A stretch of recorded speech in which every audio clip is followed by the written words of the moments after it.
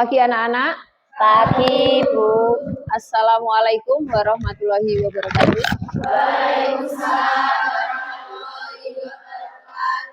Sebelum kita mengawali pelajaran, ada baiknya kita berdoa terlebih dahulu. Untuk ketua kelasnya silahkan dipimpin untuk berdoa.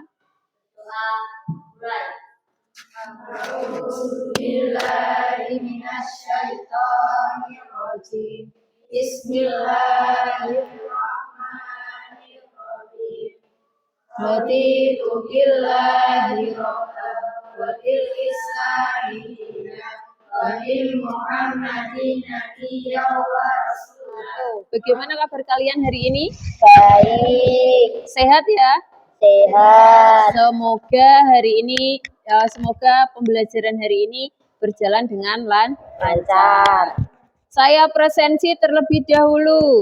Karena kita masuk di jam ketiga, tadi sudah dipresensi dengan guru yang di jam pertama. Saya hanya menanyakan yang tidak masuk hari ini siapa?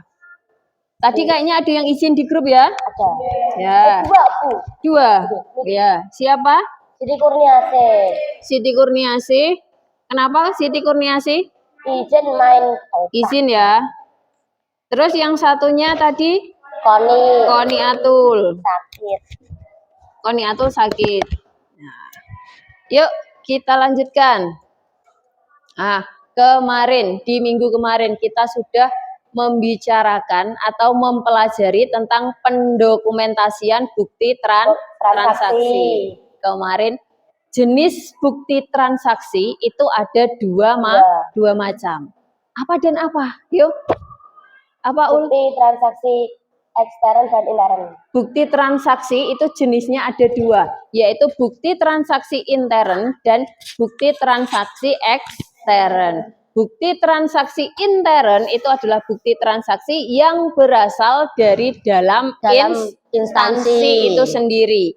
Sedangkan bukti ekstern itu adalah bukti yang berasal dari luar instansi. Nah, itu adalah jenisnya, ada dua, intern dan ekstern. Sedangkan macam bukti transaksi, ada apa saja? Masa Aulia terus, yang lainnya macam bukti transaksi yang kemarin, ada yang bisa? Gita, Git? Apa saja Git macamnya kemarin? Cek, faktur, apa? Biliet giro, dan ada juga bukti kas masuk dan bukti kas keluar. Itu adalah macam-macam dari bukti transaksi. Nah, ada yang mau ditanyakan tentang pelajaran yang kemarin bukti transaksi? Tidak. Kalau tidak ditanyakan lagi. Nah, kita hidup di negara Indonesia. Ada berbagai macam karakteristik di dalam negara Indonesia. Yang pertama adalah kita punya yang namanya lagu kebangsaan. Lagu kebangsaan. Apa lagu kebangsaan Indonesia? Indonesia Raya. Indonesia Raya. Yang kedua, kita punya landasan atau pedoman, yaitu Pancasila. Terus lagi yang tidak kalah pentingnya, yaitu kita punya yang namanya semboyan. Semboyan kita adalah Bhinneka Tunggal Ika. Apa artinya Bhinneka Tunggal Ika? Ya, berbeda-beda tetapi tetap satu jua. Iya kan? Di Indonesia kita ada berbagai macam suku. Suku apa saja? Kita di sini suku Jawa. Yang ada di barat suku Sunda. Terus lagi ada apa? Suku Dayak yang ada di Kalimantan. Kita menyadari kan kita semuanya ada perbedaan, iya kan? Satu dengan yang lainnya pasti berbeda. Ono sing irunge mancung, ono sing irunge pesek. Ada yang tinggi, ada yang pendek. Semuanya berbeda. Ada yang ditanyakan? Kalau tidak, kita langsung lanjut ke tujuan pembelajaran. Sebelum kita mulai di tujuan pembelajaran, Hari ini kita membicarakan tentang laporan pertanggungjawaban. Setiap penggunaan dana, setiap penggunaan anggaran itu selalu dibuat laporannya, laporan pertanggungjawaban, yang artinya adalah laporan untuk mempertanggungjawabkan untuk apa sih dana yang kita terima. Iya kan? Contohnya, besok kalian kan mau kunjungan industri. Otomatis dapat dana dari orang tua, dibayarkan ke pihak sekolah. Dari pihak sekolah ada bukti transaksinya itu sebagai laporan. Pernah enggak ditunjukkan kepada orang tua? Ini loh Bu buktinya kalau saya sudah membayar, iya kan? Nah, yuk kita lanjutkan. Tujuan yang pertama yaitu menguraikan jenis-jenis laporan keuangan. Jenisnya apa saja? Yang kedua yaitu melakukan identifikasi komponen laporan keuangan. Komponennya apa saja sebagai pelengkap laporan pertanggungjawaban. Yang ketiga, tujuan yang ketiga yaitu merencanakan laporan keuangan. Bagaimana kita merencanakan laporan untuk mempertanggungjawabkan anggaran. Kriteria ketuntasan minimum atau KKM. Kemarin sudah kita bahas, KKM itu adalah nilai minimum atau nilai terendah yang harus kita dapatkan dalam pembelajaran hari ini. Nilainya berapa Bu? Nilainya adalah 70, yang artinya di bawah nilai 70 itu kita harus mengulang. Kita harus remedi. Siap ya, semisal nilainya kurang dari 70 siap remedi? Siap. Nah nih.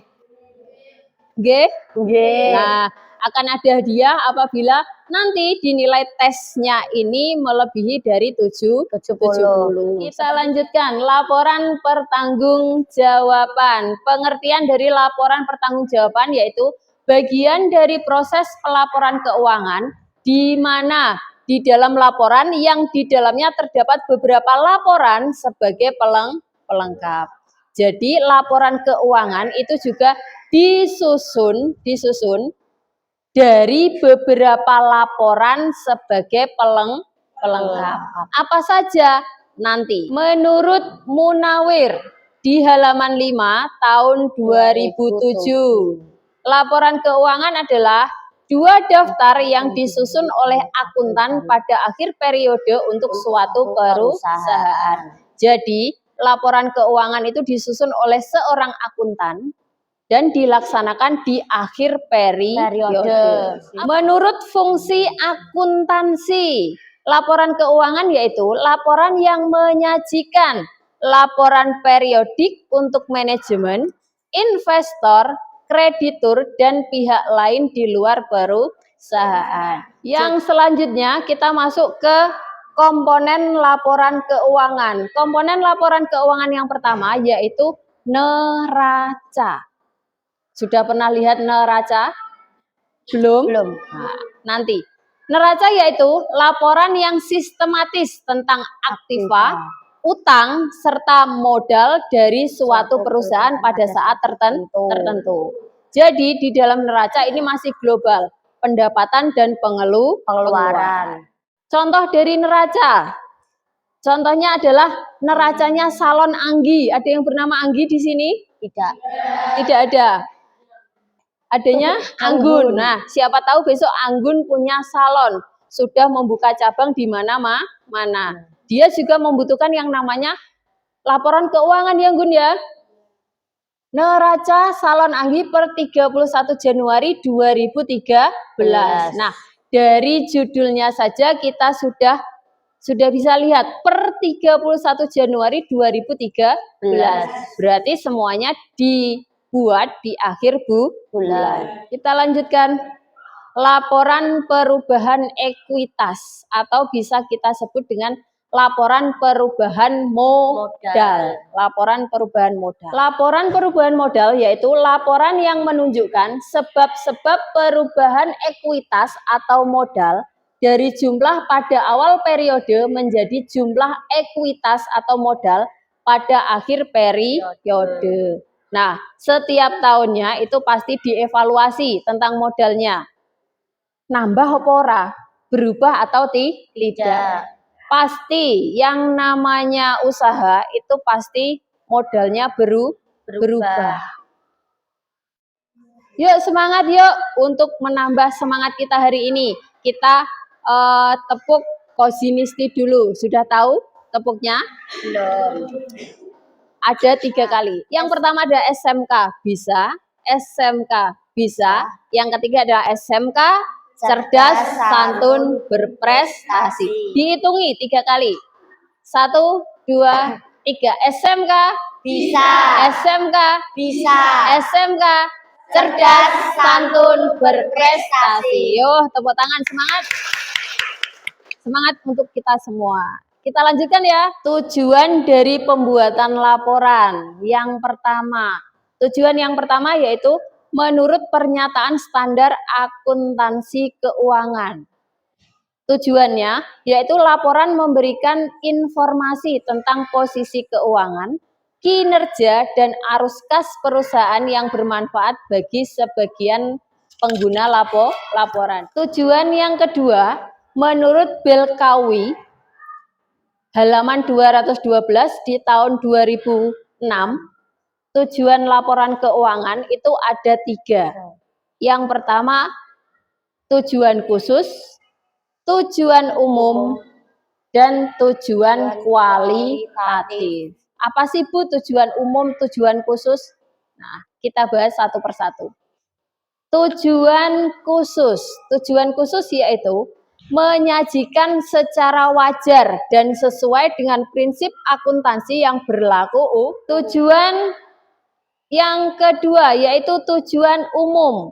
Tujuan umum yaitu memberikan informasi yang dapat dipercaya tentang sumber kekuatan ekonomi, perubahan sumber daya, informasi keuangan yang relevan. Menurut Belkawi, tujuan umum dari laporan keuangan yaitu memberikan informasi yang dapat dipercaya. Kata kuncinya adalah ini, memberikan informasi yang dapat dipercaya. Itu menurut Belkawi. Tujuan kualitatif, memberikan relevansi, dapat dimengerti, dapat diverifikasi, netralisasi, ketepatan waktu, serta komparabilitas. Relevansi dari kata relevan. Relevan artinya sesuai. Yang selanjutnya pengguna laporan keuangan. Pengguna laporan keuangan yang pertama adalah investor. Tadi sudah kita singgung sedikit investor. Investor ini adalah orang yang memberikan modal kepada perusahaan. Yang kedua adalah karyawan. Mereka adalah orang-orang yang bekerja di dalam instansi atau perusahaan. Yang ketiga, ada yang mau ditanyakan tentang materi yang sudah kita bahas, laporan keuangan? Belum? Karakteristik kualitatif laporan keuangan. Nah, karakteristik kualitatif laporan keuangan yang pertama, karakteristiknya adalah dapat dipahami. Laporan keuangan, dia dibaca harus dapat dipahami oleh orang lain. Jadi tidak hanya kita saja si pembuat, tetapi juga harus dipahami oleh orang lain. Yang kedua adalah relevan. Tadi relevan, sesuai. Apa yang ditulis sesuai dengan yang telah dilaksanakan. Yang selanjutnya, keandalan. Artinya laporan itu harus bisa dipertanggungjawabkan. Harus bisa dipertanggungjawabkan. Ini loh laporan saya, ini loh Bu, saya sudah membayar kunjungan industri. Loh mana buktinya? Wong kamu tidak punya bukti. Jajal tak tekok kening sekolahan. Wah, kacau iki. Gak percaya karo anaknya. Karakteristik yang terakhir yaitu dapat bandingkan. Seperti tadi, yang namanya laporan keuangan itu harus bisa dibandingkan antara bulan sebelumnya dengan bulan yang sekarang atau bulan yang akan datang. Nah, kalau sudah, ada yang mau ditanyakan? Tidak. Kalau tidak ada yang mau ditanyakan, saya bagi kelompoknya ya. Kita diskusi. Seperti biasa, saya kasih materi atau permasalahan. Kelompok yang pertama, saya bagi tidak urut absen, tetapi saya pilihi. Dalam satu kelompok saya pilih ada yang aktif, ada yang kurang aktif, itu saya campur. Agar tujuannya pembagian kelompok ini kita bisa aktif semuanya. Agar materi kita hari ini sesuai dengan tujuan pembelajaran. Kelompok yang pertama, Aulia, Sela, Gita, Lisya, Siti Kurniasih, dan Intan. Yuk silahkan bergabung dengan kelompoknya masing-masing.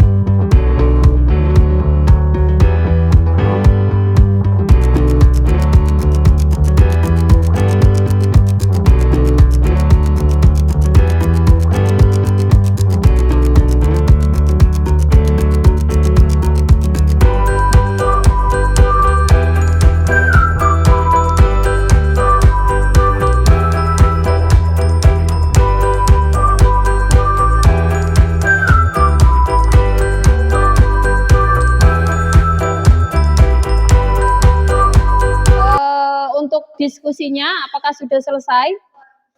Kalau sudah selesai, perwakilan salah satu kelompok silahkan ke depan untuk mengambil nomor undian. Yuk, silahkan ambil. Anggun, Intan, silakan dibuka. Di situ ada nomornya. Untuk nomor undi 1, kelompoknya Momo. Yuk, silahkan dipresentasikan hasil diskusi. Assalamualaikum warahmatullahi wabarakatuh. Waalaikumsalam warahmatullahi wabarakatuh. Perkenalkan, nama saya Muhammad Siti Munawaroh dari kelompok 4. Perwakilan dari kelompok 4 akan mempresentasikan langkah apabila terjadi selisih dalam pembuatan laporan keuangan dengan kondisi yang real. Langkah pertama yaitu mencari tahu terlebih dahulu letak kesalahan pembukuan.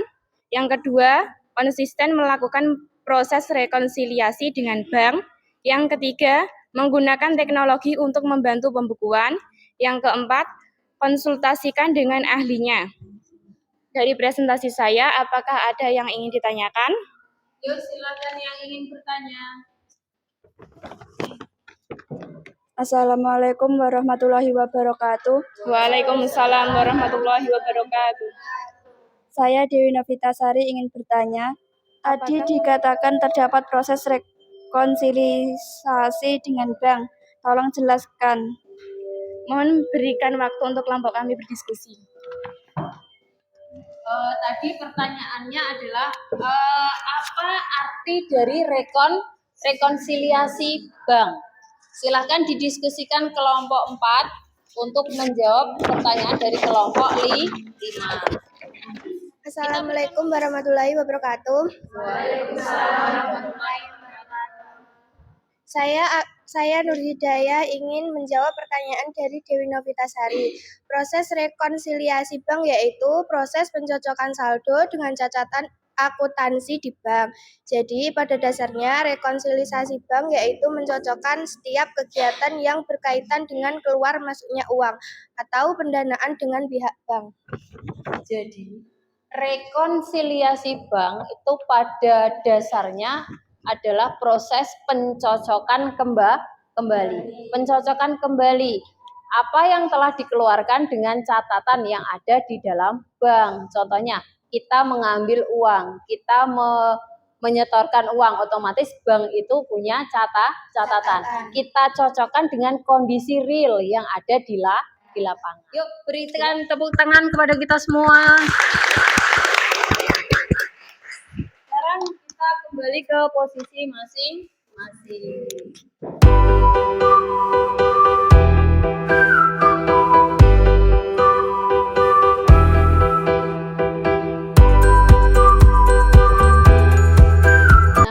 Setelah kita berdiskusi, kegiatan diskusi kita sudah selesai, kita lakukan penilaian atau post test.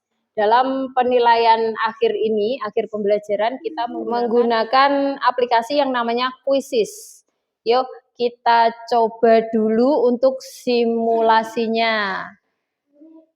Linknya sudah saya share di grup kelas, ya kan? Ya. Sudah saya share di grup kelas untuk link simulasinya. Sebentar. Nah, silakan diklik untuk join. Setelah itu nanti akan muncul nama-nama yang sudah join. Nah, ada Nurul Aisyah masuk, ada Vira, ada Anggun. Sambil menunggu yang lain. Nanti di dalam aplikasi Quizzes ini, kita akan tahu siapa yang menjadi juaranya. Jadi nanti tampilan di sini itu akan menampilkan progres dari menjawab soal kalian. Sing bener, banyak yang betul, otomatis dia namanya akan berada di atas. Jadi seperti saingan nanti. Sudah semuanya? Yuk, waktunya. Silahkan dikerjakan. Nah, ada yang muncul, ada yang betul. Vira dapat ranking 1.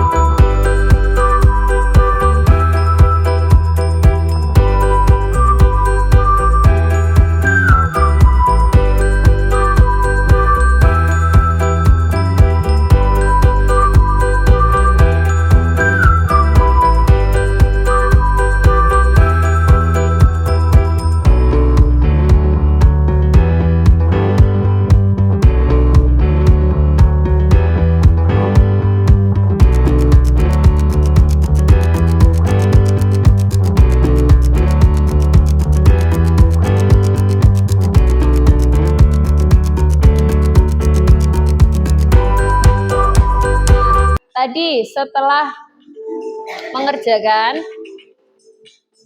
tadi ada rekapannya ya. Ada rekapan kita betul berapa dan kita salah berapa, ya kan? Nah, lancar simulasinya? Nah, ini adalah perolehan peringkat. Siapa yang banyak betulnya? Yang pertama adalah Atika, padahal dia loginnya terakhir, tapi dapat peringkat 1 malah. Yang kedua itu adalah Sasta Agis, yang ketiga adalah Vira. Ini adalah perolehan nilainya. Sudah? Kalau sudah, kita mulai post testnya ya. Sebentar. Silahkan masuk ke link yang kedua. Di sini sudah ada Anisatul, Ayu, Vira, Atika. Nah, ini yang sudah login di sini.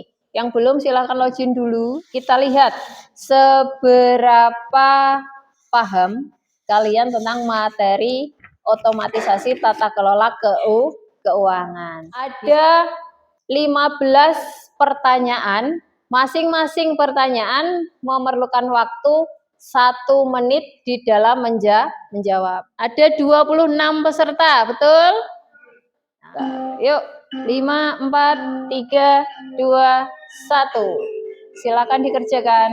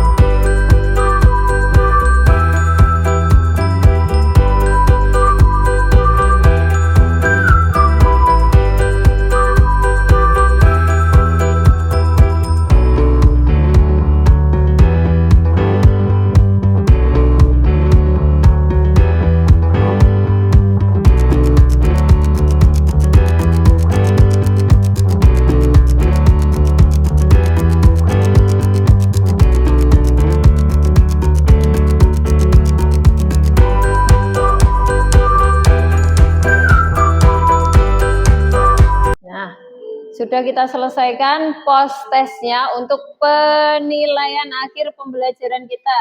Untuk ranking yang pertama diraih oleh Siti Kumairo. Wah, selamat. Berikan tepuk tangan kepada Siti Kumairo.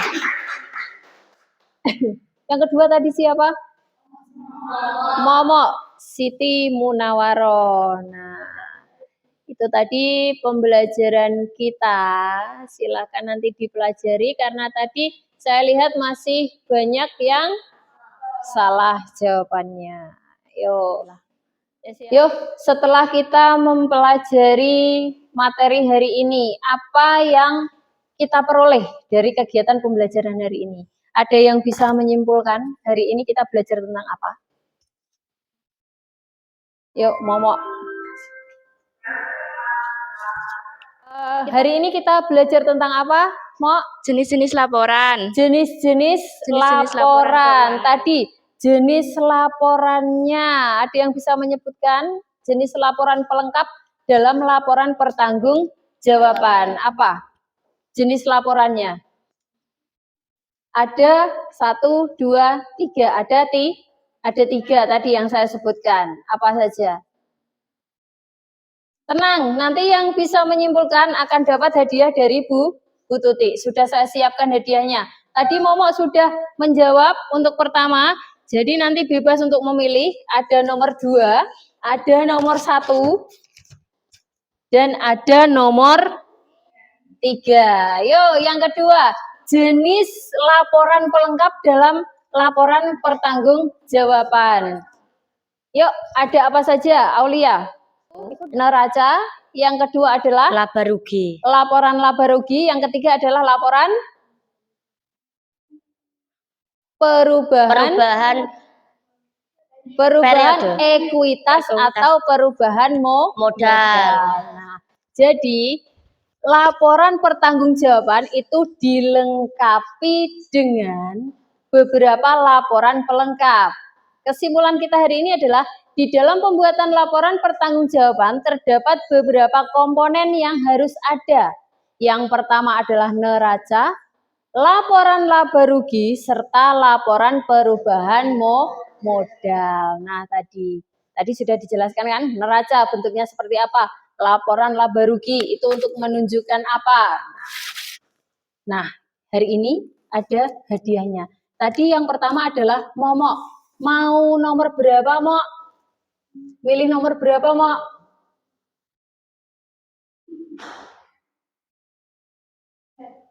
Mau nomor 3. Oke, saya berikan untuk Momo. Berikan tepuk tangan.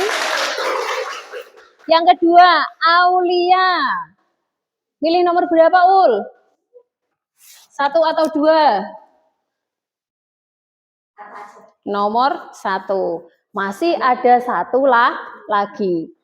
Masih ada satu lagi. Di sini ada 3 laporan, pelengkap laporan pertanggungjawaban. Ada yang bisa menyebutkan antara ketiga ini fungsinya untuk apa? Bisa neraca, bisa laporan laba rugi, bisa perubahan modal. Sasta.